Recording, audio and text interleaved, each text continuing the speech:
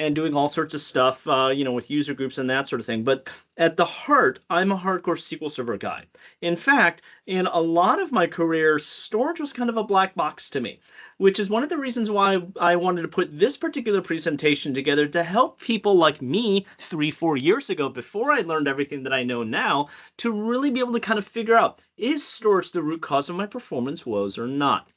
Before we continue on, I want you all to make note of my online alias, SQL Beck. That is the easiest way to find anything and everything about me, in particularly my GitHub, because all slides will be available up on my GitHub, and I prefer to do it that way, mainly because sometimes my slides evolve over time. I make improvements, so I'd rather use my GitHub as a living copy. So of course there is this is being recorded and will be up on the YouTube eventually, but if you want the latest version of my slides and or my demos, please just go straight away to my GitHub. That URL will be available at the end of this presentation as well.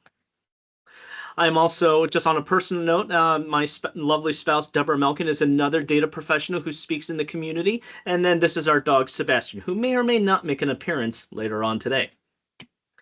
All right, got 99 problems, and is performance one? I'm pretty sure it is. We almost all have performance woes and headaches, which is why we're all here. Now, oftentimes we are alerted to those performance headaches and issues via user complaints. Maybe you have some monitoring alerts, for example, and I can't tell you how many times people have said, check the storage first. It's got to be crappy storage. Or maybe you've opened up the SQL Server error logs and you've seen this dreaded error. The SQL Server has blah, blah, blah occurrences of IO requests taking 15 seconds or longer to complete. It must be IO. It must be the IO subsystem and the storage subsystem. Or is it?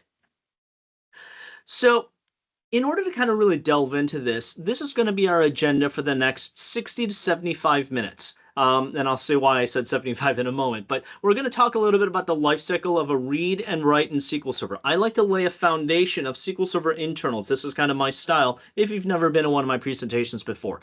But then we'll build upon that for the rest of the session. And then for chapter 2, I'm going to talk a bit about diagnosing storage performance within SQL Server. And then chapter 3, the final chapter, we're going to look beyond the SQL Server layer. Some prerequisites and or level setting about this session is that this is an intermediate level session. I do expect you to have some introductory knowledge and information about these particular topics, which I will not be covering with a few minor exceptions. And if you haven't noticed, I'm a very fast talker because I said this is technically a 75-minute session that I'm now cramming into 60 minutes. So we'll probably go a minute over here or there. So, but the thing is, I'm covering a heck of a lot. And the reason I call this a survey session is that I'm going to be giving you a lot of interesting tidbits so that you can dig in even deeper depending on what your interest level happens to be. There's a lot of resource slides at the end to help you on that journey. But otherwise, I'm going to be glossing over the basics. I am going to keep my eye on the chat as well, so feel free to ask me questions in the chat or heckle me in the chat. Let's have some fun. We can be interactive if you want to be, and I'll of course make sure this all works with the timing. Okay, now that all of this is set, let's buckle up and head on in. Life cycle of a read and write. So assuming that your SQL Server is cold, there is no data in the buffer pool, whenever you have a physical read operation, you're of course going to have to grab some data pages out of your data file and then bring them into the buffer pool. Remember, the buffer pool is RAM in your SQL Server. So these are all, of course, physical operations. When we are physically, reading data pages off of the data file into the buffer pool. And of course, you would think that this would happen with a select statement. We're reading some data, right? But what do you think happens? Or does this happen with an update statement? Do we actually update the data pages directly on disk? No, we must bring them into the buffer pool first. We must first read them, and then we can make modifications and changes to them. The same also goes for a delete, because remember, our data pages are just like boxes, and I have to go inside those boxes, search those boxes to find the data records that I want to go delete. So I have to go retrieve those data pages off of disk as well. And then same with an insert. I have to pull the data pages out and figure out where I want to dump my brand new records, especially if it's a clustered index, for example. I have that ordering to be concerned about. So understand that, for all of these different operations, you're always going to have to do some kind of physical operation initially to bring those data pages into the buffer pool before we can start manipulating them. That's the key takeaway on this. But now, once we happen to have those data pages in the buffer pool and we want to do something else to them, those are logical operations. I do not need to go back to the data file once again because I have the data pages that I need sitting up in the buffer pool. So this is now considered a logical read or a logical operation. Now what happens when we modify some data? We're going to do some, updating of some of our different data pages. Do you think that SQL Server will immediately write those changes upon transaction complete back to the data file? Some people do because, hey, I'm committing a transaction, I'm writing some data. Does SQL, you would normally think that SQL Server would write those data changes out to disk immediately. But the answer is no. It doesn't do that. What it does do, though, is that it will first write transaction log records to another area of memory called the log buffer. And under certain circumstances, when the log buffer either fills or when certain criteria are met, those log buffer record entries are then written down to the transaction log, otherwise known as a log buffer flush or a transaction log flush operation. So it is the transaction log where all of this data change is committed. It's basically that log of, I've made this change to this, I made this to that, I removed this record, I deleted that record. The different criteria that are of concern today when a log buffer flush happens is first on a given transaction commit, or when the buffer hits 60 kilobytes. It will always just flush everything in that buffer down to the transaction log. And there's a few other circumstances, but those are more esoteric and edge case. For the purposes of our conversation today, these are the only two that really kind of concern us. Now, if you happen to have multiple writes, those can also overlap one another. But in the case of the buffer pool and the data pages, even if I make multiple changes to them, those data pages will still remain resident in the buffer pool. So I can make multiple changes to the same data pages and never write down to the data file. I'll still keep writing down to the transaction log, but I won't necessarily write down to the data file immediately. Eventually, though, of course, we do have to write down to the data file. And there's several different circumstances in which this will happen. The checkpoint operation, whether implicit or explicit, the lazy writer coming along and say, hey, I need to reclaim space in the buffer pool, so I'm going to throw you out. And then an eager write operation. I forgot to mention one key detail. When a data page has been modified, in purple in this case, it is marked as, and the term is that it is now a dirty data page. A clean data page is a data page in the buffer pool that has not yet been modified, okay? So at this point, we're now going to write those dirty data pages down to the data file, and at this point, the data files are hardened. But everything's already been hardened in the transaction log on transaction commit, okay?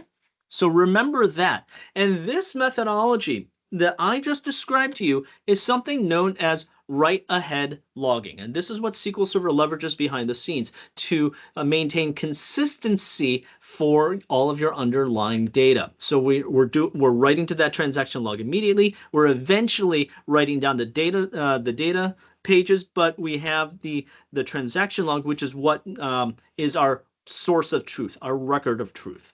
Okay? So now that we've covered that basic fundamentals, let's focus in on diagnosing storage performance within SQL Server. And with this, I actually have a couple of different subsections here. First, I want to do a quick refresher on storage terminology just to make sure everyone is on the same exact page. We'll talk a little bit about workload composition, and then we'll talk a little bit about digging in when storage happens to be slow. So the storage terminology refresher, the key terms to understand first is latency. And most oftentimes in the role of the SQL Server, latency is king. I want the lowest latency possible in most cases. But latency is a measurement of how fast can I read something or how fast can I write something. Next is throughput. How much volume of data can I push over the wire or over a pipeline or whatever at any given point in time? Can I push 5 megs a second, or can I push 5 gigabytes per second? And of course, your storage interconnect will impact your throughput capabilities and your throughput ceiling. Finally, IOPS or I/O operations. How many reads, how many writes are, is basically what we're counting here. How many distinct operations are we executing?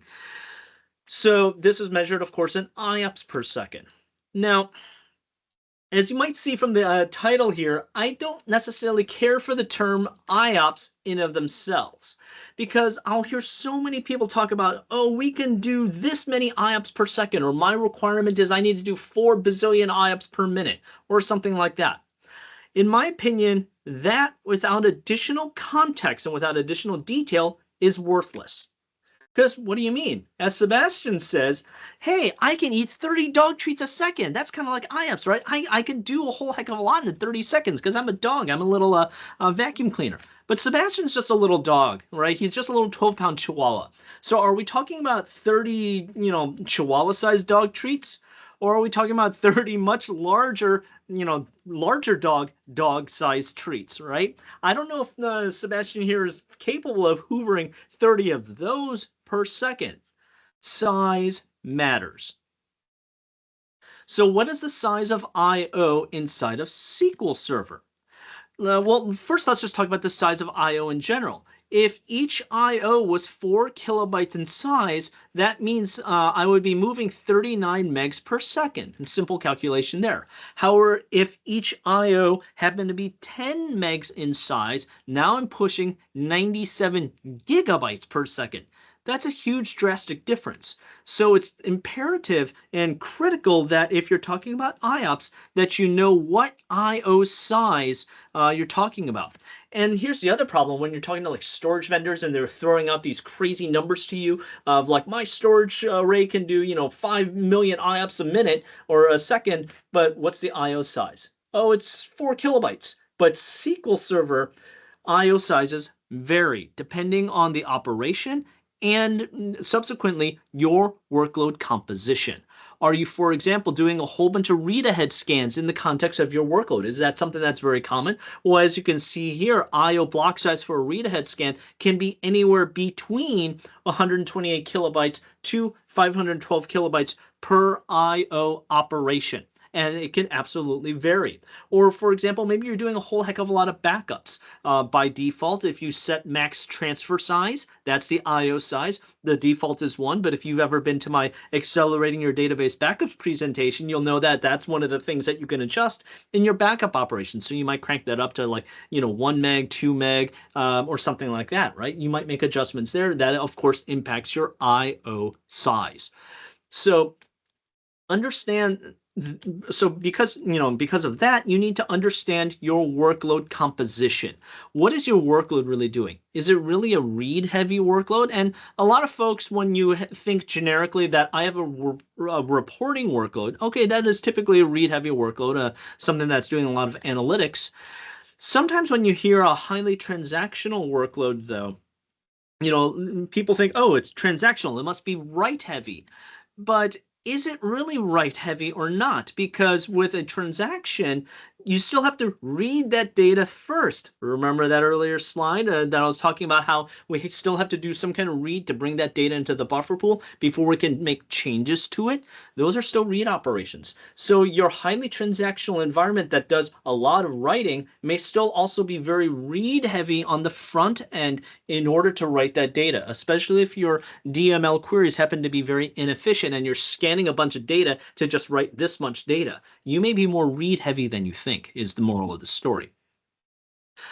Now, write-heavy workloads, of course, can include things like ETL loading. Of course, that subset, we're just loading in a bunch of a bunch of data into like staging tables and stuff, right? Those are good examples of write-heavy workloads. TempDB heavy workloads are effectively both because you're writing out to TempDB elements and then you're also reading back from them and consuming them and working against with them, right? So think about how TempDB can be a mix thereof. So one other thing to consider with a read-heavy workload is this. When it comes to whether your storage is an issue or not, if you have a read-heavy workload, are you actually hammering your storage a lot or not? Because do you happen to have a very large overpowered SQL server that has tons of RAM, therefore your data mostly remains resident in the buffer pool? That's a question you need to ask. Or oftentimes if you are thrashing to disk a lot, maybe the easiest answer is just to throw more hardware at it in the context of throwing more RAM at your SQL Server. Oftentimes that may just be the easiest solution. But frankly, a lot of the times it's just the fact that your queries are inefficient or poorly tuned, and you're just doing too much workload. And if you want to dive more into that particular topic, I have an entire other presentation that talks exclusively about all of the logical I/O and in the context of T-SQL for the T-SQL developer and the T-SQL coder. So go check out that recording. It'll be available on the slides later. But frankly, in the end, you probably just need to tune your code a bit. Write heavy workloads. So keep in mind and remember the slides and what we covered earlier that writing is two-phased. When a DML operation occurs, there are two writes that happen. One down to the transaction log and eventually one down to the data page. But of course, it's not also one for one, because the data page may be modified multiple times by multiple update statements before it finally gets written down. So you could have, for a given record, it could be updated 5 times. So I would have 5 different, writes, sets of writes that go down to the T log before the data file finally gets hardened down, or the data page gets hardened down to the data file, for example. Now, one thing to also consider and think about is how are you doing your data manipulation? Are you doing one record at a time? And I see this very often with folks who come in from the programming world of imperative and procedural programming languages that'll do things in a programmatic like looping fashion. So they'll do singleton inserts to like 1 million records. I'm just going to do one after another. Or do you do insert 1 million at a time, or do you potentially chunk it out? But if you start thinking about some of the consequences, particularly around log buffer size, and potentially it might be in your best interest to try and figure out a reasonable chunk size that will try and keep you within that 60 kilobyte log chunk, that might be an extreme optimization that you might be looking after if you're doing a whole heck of a lot of DML in, say, like an ETL load. That's a more extreme measure, as far as performance tuning, but nonetheless something to consider. But it's more of a matter of this is one reason why you don't necessarily want to do one single record at a time, because otherwise you're going to be doing a bajillion log flushes with every single transactional commit, right?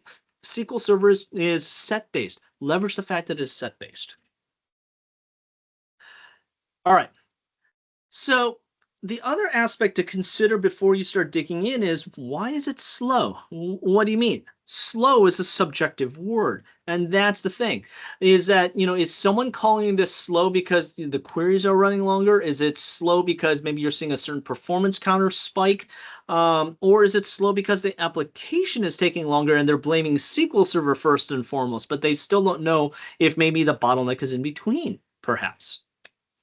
And the other key issue is this. Do you have a baseline? Do you actually know, oh, it's slow because I know typically on Mondays when we run our weekend processing, that, this process typically takes 30 seconds and now it's taking 45 seconds. Okay, you had that baseline. Now you have something a little bit more definitive. Or I know that on Monday mornings we hit, 10,000 queries per second in my normal workload. So why are we at 30,000 queries per second? But if you don't have any kind of baseline, how do you really know if it's slow, or if it's one of those things where it was slow before, but you just never noticed until a user finally complained?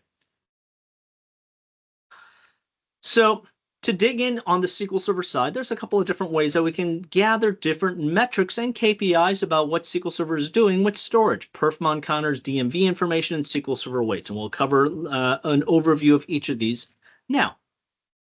So if you're going to after, either latency, average I/O size, or the number of IOPS, these are the different performance counters that you're going to want. Now, unless you have something that is actually recording perfmon counters for you, like a monitoring tool, you're of course going to have to throw a perfmon, and then you can only get what's happening right now. But if your performance issue was 30 minutes ago and you were like the on-call DBA and you only got to it 30 minutes afterwards, after the alert was thrown, after you got paged, after you got woken up, the issue may have already passed. So unless you're keeping track of this, this may or may not be worthwhile. So there's some what I call adjacent performance counters, and one of the ones that oftentimes comes up in the context of I/O is page life expectancy. And I So page life expectancy is a controversial topic here because it's a very nuanced one. And understand that in my opinion, in my mind, it's one of the things that you should look at in conjunction with all of these other different metrics and symptoms. Because page life expectancy, if it suddenly tanks, is it because a checkpoint operation just happened? Maybe you actually have an explicit checkpoint as part of a processing job. So I expect page life expectancy to tank, as opposed to if the lazy writer came along and had to flush a bunch of data pages out because something else came along and put memory pressure on your system. So, two performance counters that I think are a little underrated, but you may have a better appreciation of now, are checkpoint pages per second and log bytes flushed per second. So, checkpoint pages are when a checkpoint operation occurs, implicit or explicit, and this is the volume of data pages, the number of data pages that suddenly got written down to disk. So, this way you can get a better sense of, hey, am I doing a lot of workload such that I'm writing a lot of data down? On the flip side, log bytes flushed per second. As you're doing a whole bunch of transactions, we're flushing down, out of that log buffer into the transaction log. This can give you a different sense of, hey, we're actually suddenly doing a lot more DML than usual or not. Coincidentally, I was actually on with a customer earlier this morning and doing a workload analysis with them because they were having some crazy performance issues. And one of the things that we found, because thank goodness that they had a monitoring tool, a Redgate SQL monitor, is that they had a strange trigger that this morning, for some reason, was doing an obnoxious volume of write activity. And this is one of the things that we helped utilize to kind of figure out, that was happening. Okay. So it's one of those things that can help point you in the right direction, or be sure to check it every now and then.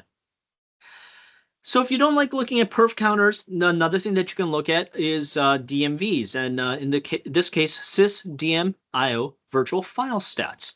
Now the thing about a DMV though is that it's cumulative information, so it's good for taking calculations or making average, calculating averages or calculating totals.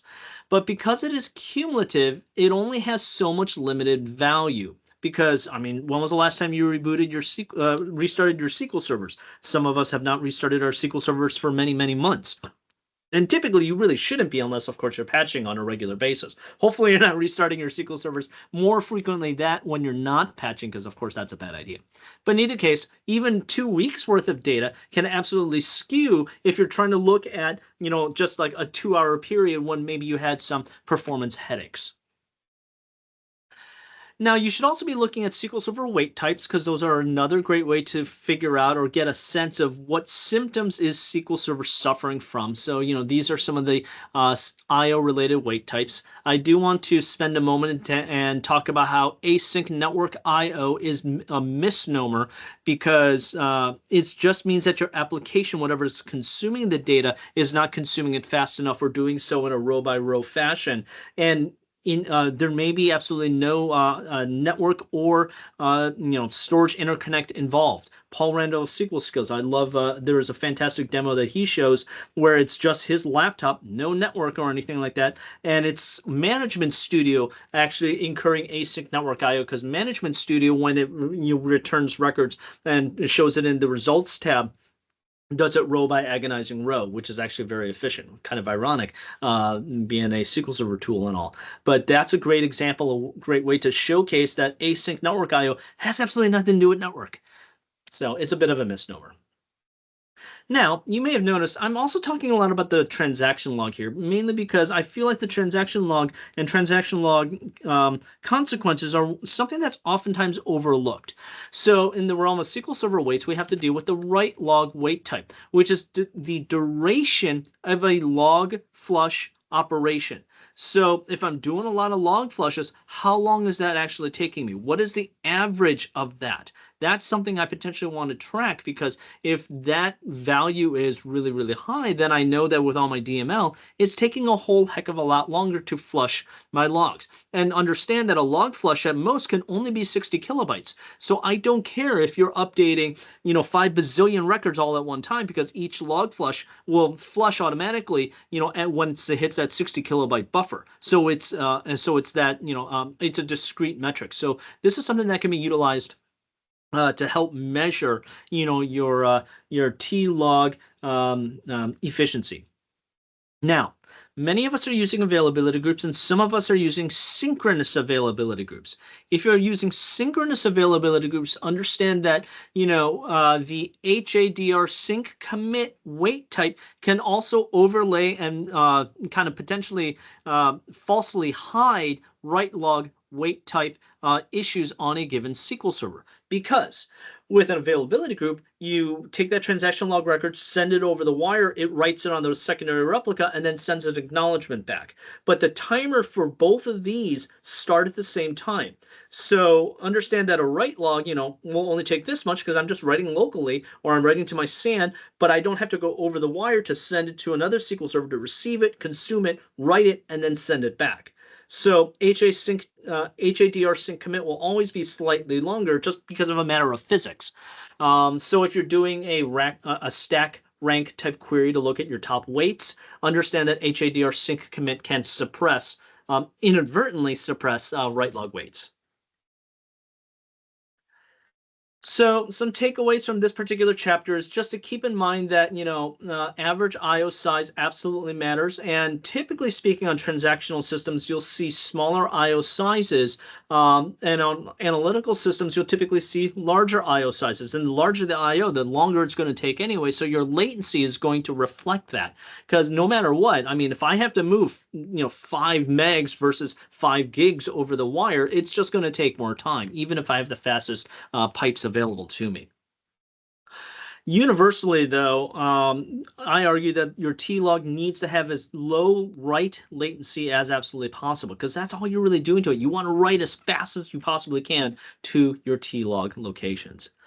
Okay, so let me pause for a second. I'm going to quickly glance at the chat to see if there's any applicable questions. Otherwise, we will jump to some demo. Otherwise, I hope you all are enjoying this presentation thus far. Yep. So there was a question which I believe I have amicably answered. That is, what does infrastructure refer to? I said it is disk, network, and the core/RAM that make the server ecosystem. Yep, and I'll actually talk a little bit more about infrastructure in looking beyond SQL Server chapter after the demo. So, but yes, I mean, infrastructure is a general term of what is making up your SQL Server and what's making up the entire stack. Okay. Row by agonizing row. Yep. Thank you, Jeff Moden, good friend of mine. He is the one who coined that, and he's still around. SQL Server Santa Claus. Love him to pieces. He's an awesome dude. Okay, cool. Let's jump to demo. So I'm going to blast through some of these different things, but remember, everything is all available up on my GitHub. So I got to kick off some workload here. Now, the first 2 demos, all I'm going to do is really just show you 2 tools that I like to use or have liked to use. So the first tool is by Paul Randall of SQLskills.com. And this is the tool or DMV query that I've used for a very, very long time. What Paul does is that he'll create 2 temporary tables, and then he'll query DMIO virtual file stats. Because you remember how I said that it's a cumulative DMV. So what he does is that he captures it, waits for a period of time. The original version was 30 minutes. This demo or variation is only set to do 5 seconds. And then he captures it again into a secondary table, and then he does some deltas on them so that we can see what happened in a given period of time.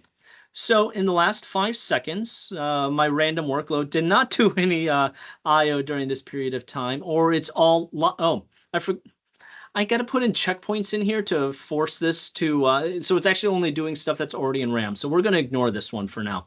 I got to make a note to go back and change it. But if I had forced some checkpoints and therefore forced some brand new physical operations to occur, you would actually see different things that were happening here.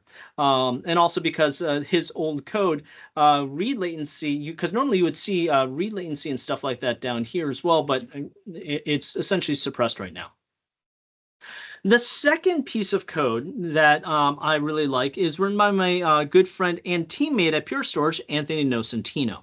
So Anthony has written more of an analysis script that goes after the same DMV, but he does things a little bit differently. So This is where we're looking at the cumulative totals for a couple of different databases. The first two lines is a data file, log file. The second two lines are data file, log file. But one of the things I like is that, he'll do the breakouts and the math for the percentage reads and the percentage writes. So this is where you can go to find out what is the average IO size? What is my read and write breakdown of my given workload, and so on and so forth.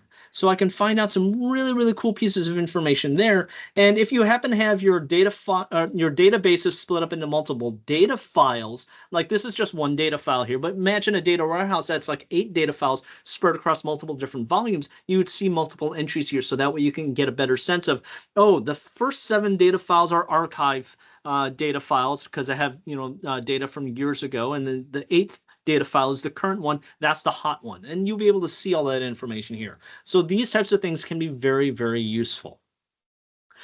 So what I did is that I took a hybrid of these two scripts to create this script. Oops. I don't know why Management Studio has been doing this to me. I will click on a tab and then it'll actually invoke yet another tab, which is kind of obnoxious here. But in either case, so what I did is I combined Paul's methodology with Anthony's code to do the deltas for us now. So now this is where I'm doing the drop clean buffers in order to force physical operations to occur. And that's what I forgot to do when I run the other one. So I'll have to go back and change that. So we're running the first diagnostic, and in this case, because of the workload that happened to be running, it just happened to be code against the auto dealership demo database. But we see in those last, 5-10 seconds, I did a bunch of read operations, and this is the volume of data that we, did stuff against, and I can see the different, read writes and the average sizes and such as well. Okay, pretty cool stuff. So we're going to come back to this and use this shortly in a few other examples. But the other tool that I also want to talk about is SP Who is Active. Dang it, stop doing that. So hopefully you're using SP Who is Active today. If you're not, you really should be. It's a free tool. My friend Jeff Iannucci has an excellent presentation about using SP Who is Active. Go search online and check that one out. But the thing with SP Who is Active is that even people who have been using SP Who is Active for a very long time don't always use the optional parameters. There's a ton of optional parameters that gives you a whole bunch of other really awesome information. And what I've included here is how I typically use SP Who is Active. For today's purpose, though, the two optional parameters that will help us the most in today's conversation is get transaction info, which will pull T-log information, and get task info at level 2, which will give us task information, but also physical IO, whether it's occurred or not. Okay. So for the flow of this demo, we're going to, I got a little workload script here that I'll show you all in a second, and then I'm going to rerun this. So stop doing that. Okay, so for this demo and the subsequent demos, we're going to be using a simple table called update test. Update test has 250,000 records in it. It's just a bunch of GUID garbage in it. That's all. And what the code does is that I'm going to begin a transaction. I'm going to update all 250,000 records, and then I'm going to sit and wait for 15 seconds, and then I will commit the transaction. And I'm sitting and waiting just so that we can do some other observation in the meantime. So let's kick this off, and then let me run SP Who is Active. So I'm also going to do a checkpoint here. And now one of the cool things that we can see in here is the transaction log writes column here, which is in the format of the database, the number of transaction log records we have written, and then the volume of transaction log that we have actually written down as well. So now I can very clearly and easily see in that 250,000 record update that we fell underneath that 60 kilobyte buffer, and that we wrote just over 250,000 records. Because of course we modified, 250,000 records. Each one is a discrete log record entry. Plus there's like a begin transaction and an end transaction or a commit transaction. I forget exactly what they are. We'll see in a future demo how you can actually dig into the transaction log to see it. Here's a cool tip and trick. How many of you have ever had a DML statement like an insert, update, or delete running for a long period of time, and someone else come to you and say, hey, how far along is that update statement? How far along is that insert statement? Well, if you happen to know a ballpark of how many records that DML statement is impacting, you can use this to see how many transaction log records you have written at this point. Hey, we're trying to update 5 million records. All right, I'm going to run SP who is active. Oh, it's been 10 minutes and I've only gotten through a quarter million of the 5 million. So now I can get a better sense of how far have I gotten. This is a cool little indirect way to kind of get a progress of a given DML operation. Or on the other hand, I'm only trying to update one record. Why have I written 5 million transaction log records? Did I forget a where clause? Uh-oh, stuff like that, right? So this is a cool indirect way to get some information about what may be happening. I'm going to stop this workload script because it's going to interfere with the rest of our demos. So now I'm going to combine everything. So I'm going to run the Delta script. I'm going to start a capture. I'm going to run this again, and then I'm going to run SP who's active one more time. Okay. So we've run that, and then let's go back to the Delta. So we see the same type of thing that's happening over here, but I'm going to scroll over a little bit over to the reads and the writes. Now, remember when you're looking at reads and writes here, we're talking in the unit of data pages, which are 8 kilobyte constructs. So you can take that 3069 and multiply it by 8 kilobytes to know, to get the result of what is the volume of data that was, manipulated during this period of time. Okay. Now, if we go over to the DMV script, we can see these are the number IO operations and so on and so forth. So this is what we had to do. So we still had to do some reading before we could do some writing in order to update everything, right? So because remember, I did that checkpoint ahead of time. But in this case, this is our particular breakdown here. So you can use this to capture that smaller point in time. This is particularly useful if you're doing some kind of testing or if you have targeted workload that you know that you're going to be looking after or investigating. As a quick demo here, let's look at dirty pages and clean pages. That's what this particular diagnostic is all about. And this will show us that inside the buffer pool, I have about 2,600 dirty data pages because we've made a whole bunch of changes. And there's just around 400 or so that are not. So I'm going to do a checkpoint operation. Oops, sorry, I forgot to kick that off. Well, you would normally see the DMV Delta code also reflect the different changes that occurred as we now did a checkpoint operation to write down all of the data pages down to disk. That's what the DMV would now show if I had done the Delta, had I followed my own instructions correctly. But in either case, hopefully these are cool examples that you can see that can help give you additional insight into what's going on. Now, in the interest of time, I'm not going to fully go through this final demo. This final demo is going to be, well, you know what? I will do this. What the heck? I'll just be super fast with it. This is kind of a cool, super nerdy demo. So I'm going to switch over to my virtual machine. And now I have a tool up called Process Monitor. Process Monitor is part of the Sys internal suite and gives you all sorts of really cool information about what's actually going on within SQL Server. So I'm just going to do some reads here, and then Process Mon will give me a whole bunch of information, including the IO lengths. Come on. I'm trying to zoom in here. There we go. The IO lengths values here. So we're doing a whole bunch of read file operations here. I'm able to see the discrete IO operations, but these read files, most of these read files, if you look at my cheat sheet, the 524 blah, blah, blah, blah, is 512 kibibytes. What IO operation is 512 kibibytes? Read ahead scans. And if I jump back to Management Studio, what do we do a whole bunch of in here? Read ahead reads. So this is a cool way to, kind of correlate and bring everything together to be able to see those different operations and prove, IO size and whatnot. So this is more just nerdy internal stuff. I'm going to skip some of this stuff, but let's see. I'm going to do this one. So I'm going to just drop everything, and then I'm going to do a transaction where I'm going to update about just under 1,000 records. And oh, this code here is actually now showing me what's inside the transaction log. So you can use my demo code later to go and interrogate the transaction log if you want to.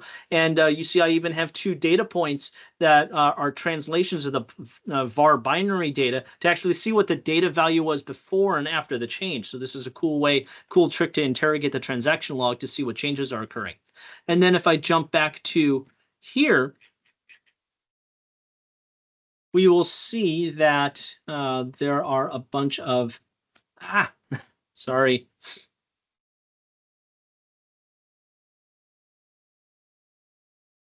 All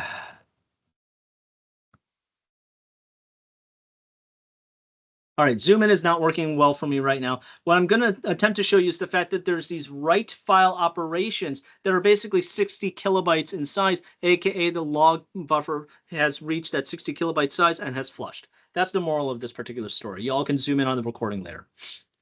Cool. So that concludes our demos. So hopefully you have a better sense and appreciation of how you have to look for things inside of the realm of SQL Server. But frankly, your code is still probably doing too much work, and you really should pay off that technical debt and refactor that code and have your developers watch this particular presentation. Okay, so now Adam Mechanic, if you remember, yeah, sorry, he did say a bad code can always be refactored. yes, it absolutely Yes, can. absolutely. It absolutely Sorry, can. No worries. So, okay, now let's get to the final chapter. In the last 15, maybe 20 minutes or so, I'm going to do my best to stick to time. But we're now going to look beyond the SQL Server layer. So this is me talking to Sebastian, the storage admin, and it's like, hey, I'm having these problems. Have you checked the storage yet? And Sebastian's like, yeah, we invested in some really, really awesome orange storage that's super fast, and the storage metrics are showing me that everything is fine on the array. We're servicing your IOs in sub-millisecond latency, so leave me alone. And yes, Sebastian is actually over my shoulder right now having a nap. You might be able to see him on the chair over there. So anyways, he's taking his scheduled nap, so now we're stuck to try and figure out where else is going on. And we've taken a look at those perfmon counters and other things, but the thing to keep in mind is that those perfmon counters, those DMV scripts, and all those things can only see what's going on from the Windows layer, from the SQL Server perspective. But does it have visibility beyond?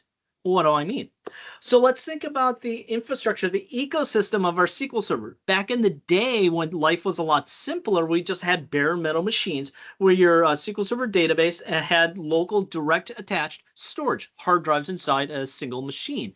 So therefore your IO only had to go across your motherboard on the PCI bus. A very simple architecture. And it was nice and fast.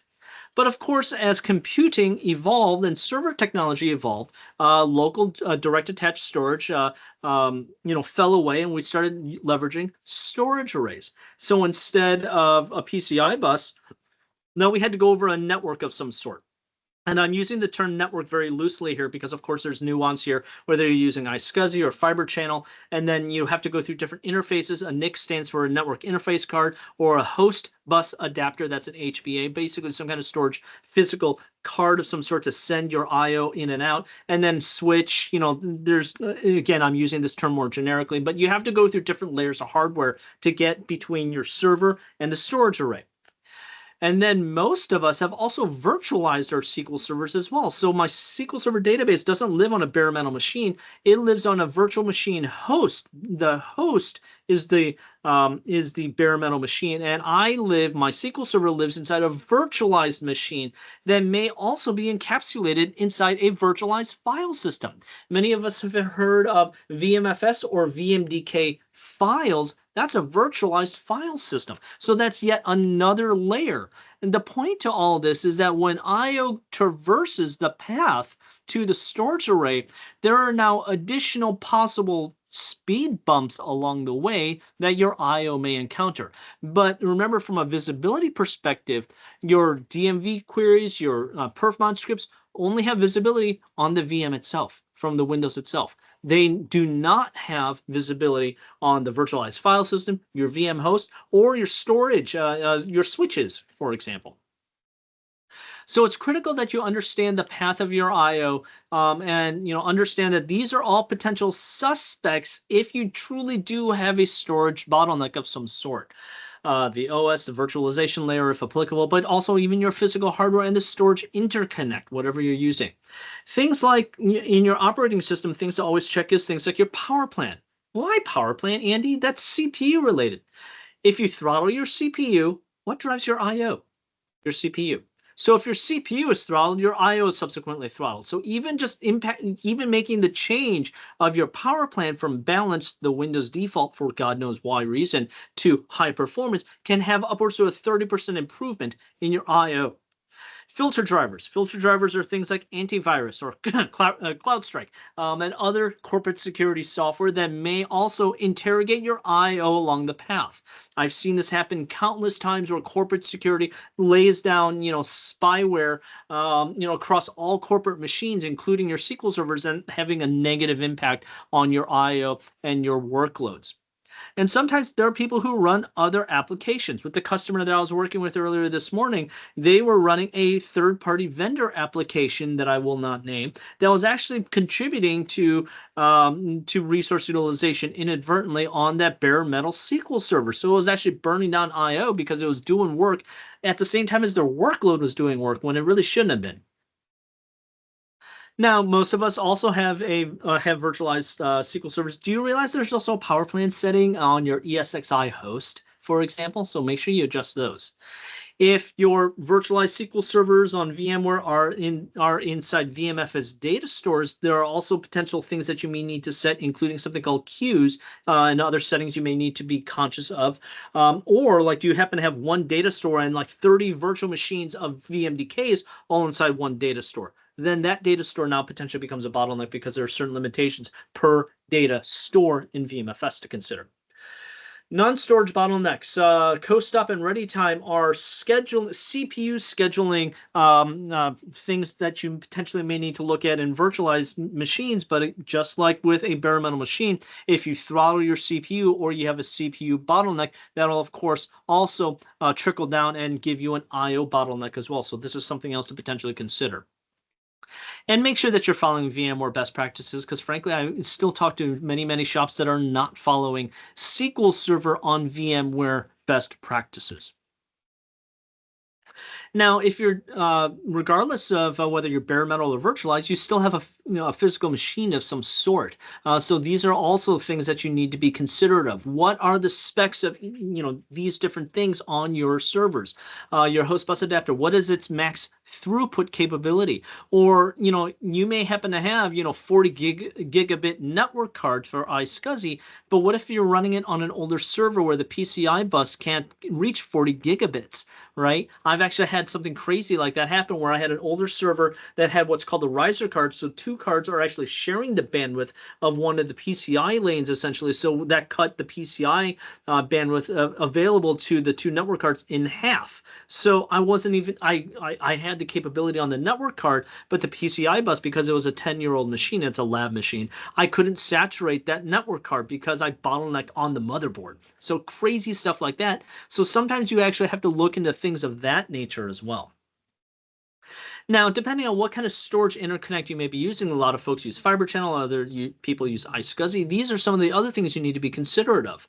Some folks are crazy enough to not use either of these for their databases and use network attached storage in the form of NFS or SMB, which is generally a bad idea. Just because you can do it doesn't mean you necessarily should do it, but that's a separate topic. But these are all things to be considerate of when you think about this. Now, this is one side topic that is very underrated that I feel that I want to spend a few extra minutes on talking about, because it's one of those things that people didn't really have to worry about it before, but they very much have to worry about it today. And that's something called queue depth. And here's an analogy. You live in a small town that has a simple 2-lane highway that has a simple mom and pop gas station. And it's perfectly fine for servicing, the 5,000 residents that live in that town. But maybe something crazy happens, like you have a big festival that comes through, or like how the eclipse happened earlier, and people came into your town, thousands of people came in. So you have this huge backlog all of a sudden, right? So that caused some traffic issues. So it was not very safe to have, people lined up all around this gas station. So to help mitigate that, your town puts in traffic lights. So that way, instead of, people just lined up, coming out of the gas station and causing a hazardous situation, now you have traffic lights that help to throttle the traffic so that you don't overrun your little mom and pop gas station. Now, over the years, your town grows. So instead of 5,000, now it's 500,000 people. Your roads grow. You extend that 2-lane road, Main Street to now a 4 or an 8-lane highway. And of course, traffic increases, right? But still, that mom and pop gas station is still small, so it can only do so much, right? But so, you still have some of those traffic backups, but now you have a whole heck of a lot more volume. So finally, that mom and pop gas station upgrades, and now it's a huge gas station superstore. So now it can, accept dozens and dozens of cars simultaneously. But here's the problem. You have all this new traffic, you have all these lanes of traffic, but what's the one thing in the stack that you never changed? Because the gas station's sitting there and saying, hey, now I have the capacity. Well, did anyone bother changing the stoplight timings? No. And that's what essentially queue depth happens to be in your storage interconnects. It's stoplights to help prevent storage, legacy old garbage spinning disk storage from being overrun. So you throttle your traffic all along the way. So and the thing is, a lot of people don't bother changing or even know to change those queue depth settings. Here we go. So, those default values were set long ago, but no one ever changes them. And we know that pain, don't we? Cost threshold for parallelism being an excellent example of that in the world of SQL Server. So if you ever upgrade to super fast, awesome storage and your performance tanks and you're like, what gives? I just invested $500,000 in this awesome storage. Did you ever check your queue depths and did you ever change those defaults? What's queue depth? You don't know how many times I've had this conversation since I joined Pure Storage. But once you open up those queue depths, once you change the timings of those traffic lights to be more appropriate, now that you have fast storage, everything goes away. So something to also consider as well if you undergo, say, a hardware change. There's a couple of different places that you need to check queue depth, so this is a list that you can reference back to later. I want to stress that, many of the different monitoring tools that are available to you or first stress that, monitoring is just very, very critical. Of course, many of you know me from a previous life before I worked for Pure Storage. I worked for a great company that used to be called Century One, rest in peace, before it got acquired by a different company that I don't care to name because I don't care for them. But in either case, they all offered a great third-party monitoring tool. These days, I just strongly recommend having some kind of third-party monitoring tool. It is absolutely worth the investment. The customer I worked with this morning happened to have one monitoring tool, and we worked with that, and we were able to diagnose and figure out a whole bunch of stuff just because they had that. Had they not had that, it would have been a waste of time. I would have not been able to tell them anything. If you don't have the money for a monitoring tool, you're going to have to roll your own. But there are people out there like Gianluca who have put together presentations to help you roll your own monitoring tools. So you know what? Do it. It's worth the time and effort. But frankly, you should just pay someone. The problem with some of these different monitoring tools like that one is that it will only give you visibility from the Windows and the SQL Server layer. So oftentimes it's imperative to also have additional monitoring capabilities outside of the SQL Server layer. I forgot to change this one. This is not sponsored today. I apologize. I'm going to blast through this because this is not sponsored stuff. But what I'm really meant to show you, wow, Hey, whoops, I can update the slide, Andy? is that, yeah, what? Sorry, man. Just a reminder, 5 minutes to go. Yes. Oh, yeah, I know. I got a time here. Sorry. Is that, this is one thing that is free from Pure Storage. I just normally show this, but it's something that can actually show you visibility all across the stack. And I just show this here as a simple example. There are tools out there that can show you that type of visibility from storage array down to the data store, down to the discrete volume on the array, and so on and so forth. All of these are metrics that are available to you. Most of the metrics that we pull for this are actually available inside of VMware in addition to what we show in the array. So depending on who your storage happens to be, and if you're using VMware, all of this discrete information is available to you to retrieve and to work with. Okay, so hopefully you now have a better appreciation not only of how reads and writes work within SQL Server, but a better appreciation of how you can get after some of this information from within SQL Server using DMVs and or perfmon, but also understanding that you need to look potentially beyond the SQL Server layer if you truly do happen to have a storage issue or a performance issue of some sort.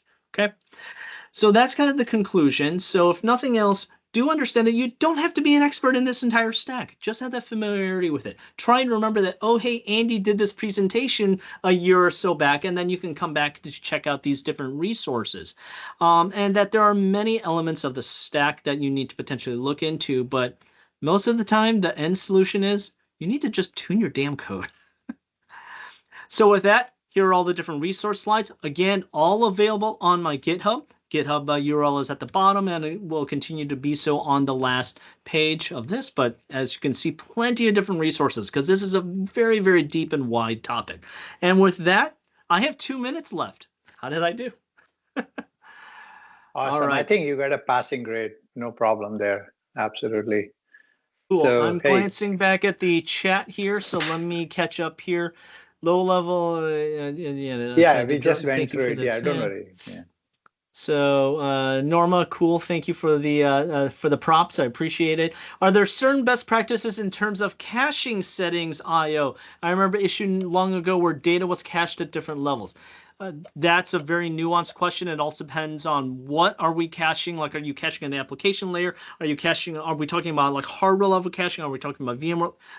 I'm sorry, I can't really answer that. I would need to know exactly what you are using today at every single layer of the stack and which element of caching. So, yeah, I really can't answer that. We had security team worry about password safe, which is an open source product of Visual. My security team finds sysinternal suite as a security risk. Seriously, your security team needs to get more educated as to what it actually does. But yes, it does go after low-level information and such. Mark, the creator of sysinternals, has done a lot of blogging and actually written an entire book about it, come to think of it. So dig into that as far as security concerns are concerned, because it wouldn't surprise me that other people have had that, so I'm sure that Mark has written about that. Thank you and listen. Oh, thank you, John, for the compliments. And yeah, if anyone else happens to have any comments or questions, and we're a little bit out of time here, but I appreciate you all taking the time. You all know where to find me, via my email address. I'm happy to stick around for a few extra minutes, but thank you all so much. This has been fun. I hope you had some fun too. Thanks, Andy. This is absolutely fabulous, man. I'm going to stop the recording. And folks, I know generally they always ask, where is this available? It should be available on our YouTube link.